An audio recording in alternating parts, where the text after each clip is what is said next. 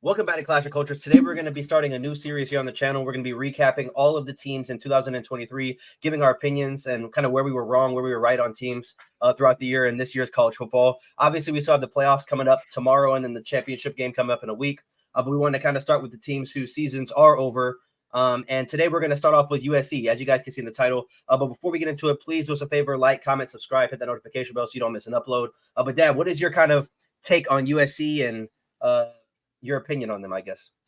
Yeah, obviously this was a disappointing year. I think where I will say is where we were right is we thought they would have a very high-powered offense. I think we also both talked about maybe some of their limitations in defense.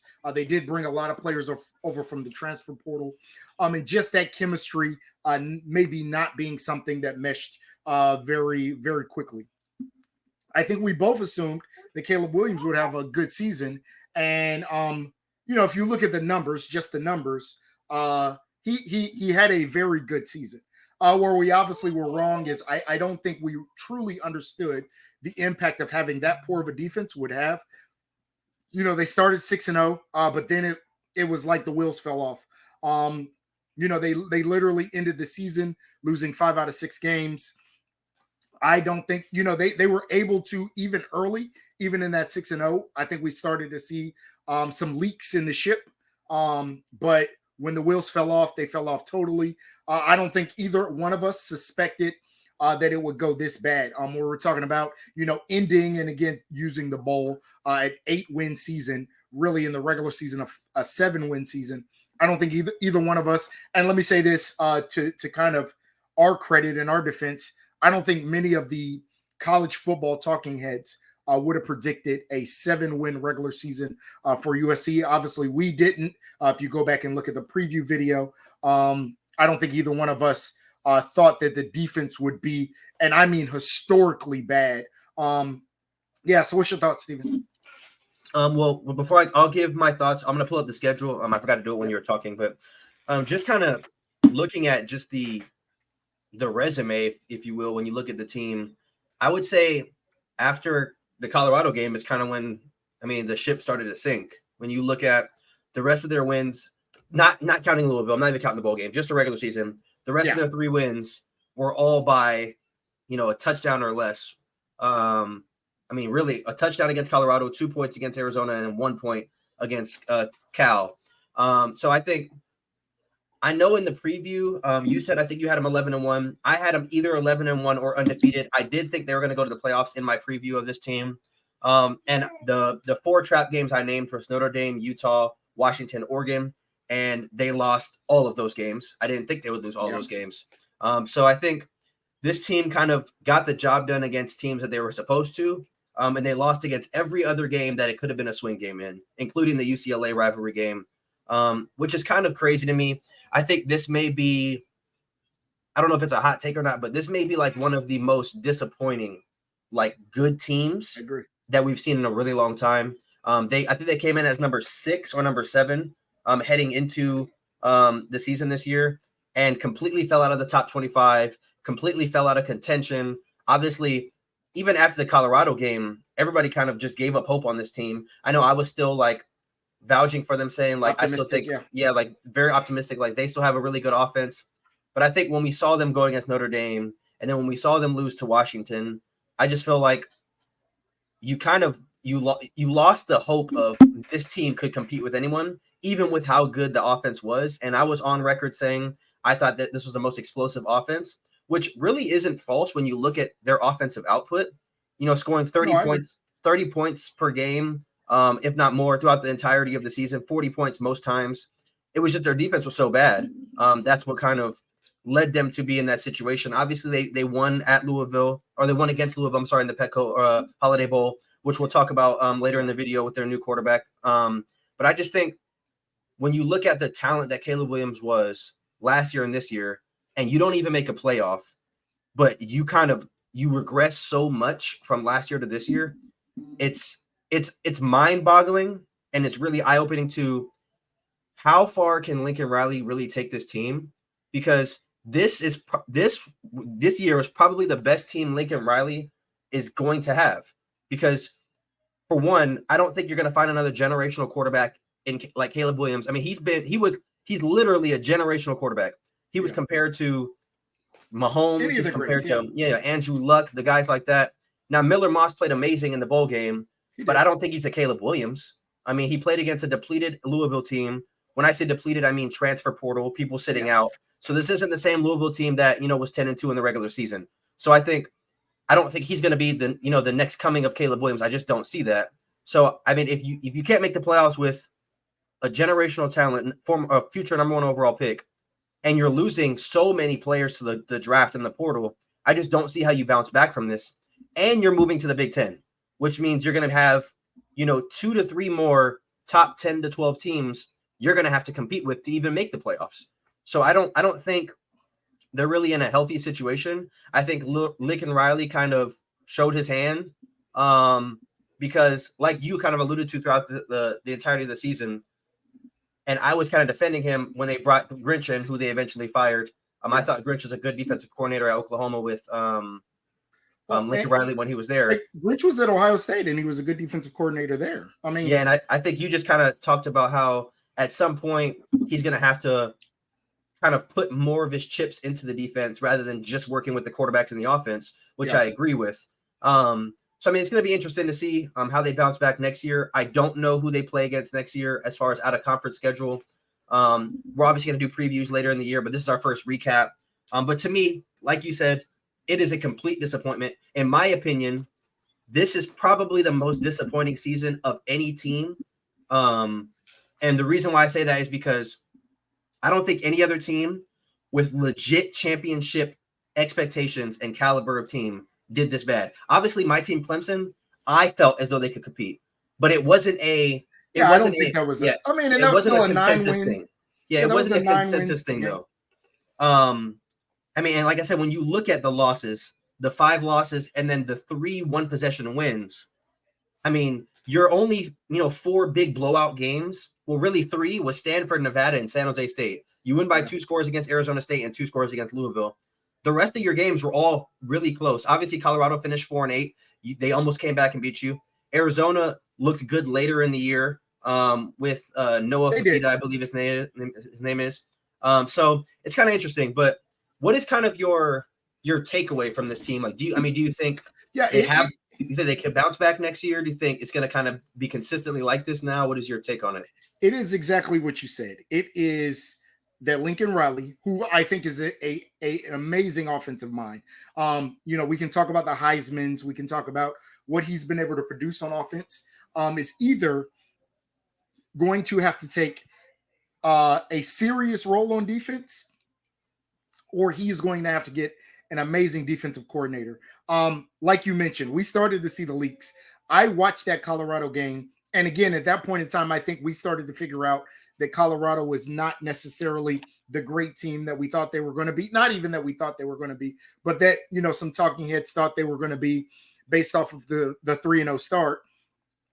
That Colorado team with a depleted offensive line and questions all over the place, moved the ball up and down the field on them. And that's when, and then, like I said, from then the wheels fell off. Lincoln, the problem was never the offense. The offense moved the ball, and Caleb Williams put up great numbers. But if USC is going to be a good team, if they are, and remember, this USC team, as we do the 2024 preview, they're moving to the Big Ten. And the Big Ten next year is going to be stacked. We took probably the best 4 teams from the Pac-12 in USC, UCLA, Washington, and Oregon. You mix that in with Michigan, with Ohio State, with Penn State. And again, like Steven said, we'll do the USC preview later, but you're still talking about a USC team that is playing Notre Dame next year. Their out-of-conference game is LSU, and again, we'll obviously talk about what that game will. So they have a absolutely stacked schedule. And you go to the Big Ten, you have to be able to play defense. This is a in the trenches conference. So that I'm going to spread it out and, pay no attention to defense is not going to work. This was the defensive side for USC was about as bad of a unit as I've ever seen. The only thing maybe worse was Iowa's offense this year. And it was literally that bad. It was, if I had to give credit or name the two worst units, it would be Iowa's offense and USC's defense. It was historically bad. And you just realized this year that you cannot win football games only paying attention to one side of the football. You can't. I am sure Lincoln Riley is going to get deep in that transfer portal. I don't know if that's the answer. But what I do know is they have to bring in a serious defensive coordinator. Lincoln Riley has to start paying serious attention to the defensive side of the ball. USC is going to get recruits. USC is a blue blood. USC is a top 10 all-time program. They truly are. They're in a recruiting hotbed in Southern California. They can go get recruits. They need to lock down their area, but they need to really get defensive recruits to come play for them. They need to probably get in the portal and try to patch some of the leaks. I'm concerned about this upcoming year, how quickly they can turn around this defense, right? I don't think they're going to go from where they were to a top defense next year, but hopefully they can make some progress. And hopefully in a year or two, they can have a decent defense. Because like I said, in that stacked Big Ten, it is going to be very tough to be a one-dimensional team and only play offense. Yeah, I mean, like you said, you named LSU. They play next year. They play at Michigan. They play Wisconsin, Penn State, Washington, UCLA, and Notre Dame. Yep. I mean, with what they're losing, I mean, obviously we know Caleb Williams is gone. We know Brendan Rice is gone. Domani Jackson just hit the portal, who was a former number one corner. And I believe he started for them for the majority of the season. He went to Alabama. I know there was a lot of defensive linemen who were heading the draft because they were either graduates or senior transfers, because they had a lot of transfers on the defense side of the ball. I think 7 transfers came in and started for them. Yeah.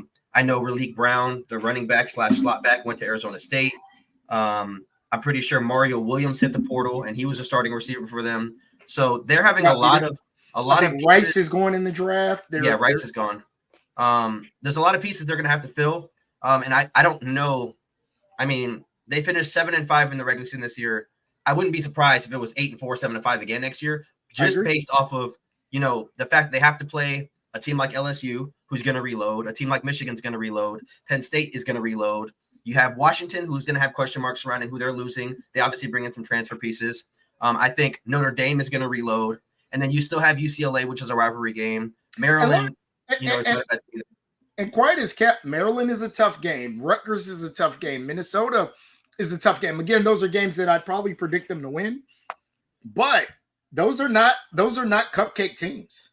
And just looking at their recruiting class, in this class, I did finish with the number 8 class, top 10. We should get into that when we do the preview. Yeah, but I mean, I'm just thinking about, kind of heading into the offseason, what the fan base is feeling like. Obviously, in my opinion, as a Clemson fan, we obviously had a terrible year, but winning that game against Kentucky, I'm happy heading into the offseason. So I want to know I think there was an upswing for Clemson goes into 2024 with a lot of optimism, right? Some of the players you guys brought back.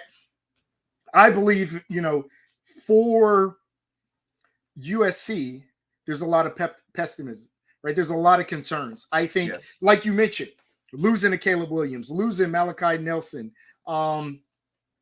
We'll see what this offense brings back. We'll see if Moss is a true number 1 quarterback. And like you said, the Louisville game was nice, but I don't think that, especially these bowl games, I don't think that's indicative of what a full season will be, especially when you talk about some of those weapons that he had, even in that game, may be gone by the time we get to next year. So I think there is a long road to where, one, I think the USC team that we are looking at right now may be drastically different by the time we get to regular season. I think they are going to get in that portal. I think they're going to pull and get some players. I know they're talking to a number. I know they were in the Cam Ward sweepstakes. So I wouldn't be shocked if they don't pull a couple of players, especially on defense. But 2, I think there are a lot of questions. And like you mentioned, 7-5. Right now, 7-5, 8-4 is probably about where I'd have them. So everybody, please let us know what you guys think of USC season, your prediction for them, and then kind of in relation to how they finished. Or did you guys think that they weren't a very good team? I know a lot of people in the preview were USC fans. So you guys were very optimistic, like the two of us. I obviously had them going to the playoffs. My dad had them finishing right outside the playoffs, losing to Oregon in the Pac-12 title game. So they did not kind of achieve that or even get anywhere near close. But please do us a favor, like, comment, subscribe, hit that notification bell. We're still climbing to that 1,000 subscriber mark where we're going to give away that signed Heisman jersey. We just posted the Georgia versus Florida State recap of the Orange Bowl yesterday. So if you haven't checked that out, the timestamp at the end is going to be able to click. You can go watch that for us. Give us your thoughts on that game. But we will see you guys tomorrow at our live show. We're going to be recapping the semifinals. So we look forward to seeing you guys then. Peace out.